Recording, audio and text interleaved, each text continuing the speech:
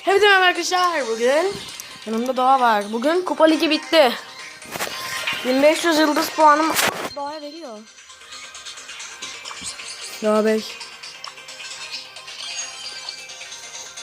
Bugün mega kutu açacağız. 1500 yıldız puanım var.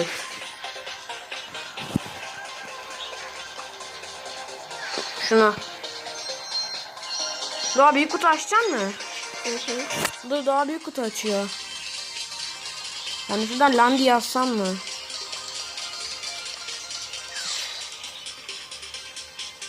At.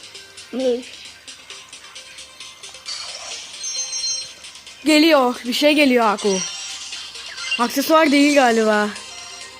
Umarım değildir yani. Bas Doğa. Colette! Colette! Sonunda.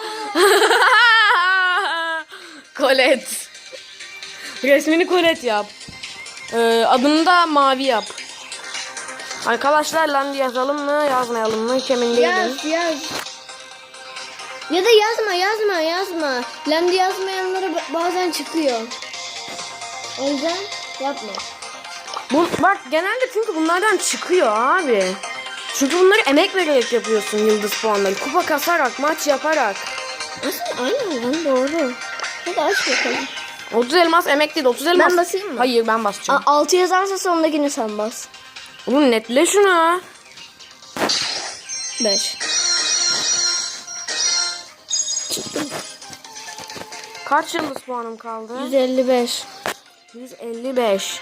Arkadaşlar bu video bu kadar. Like atmayı, abone olmayı unutmayın. Bay bay.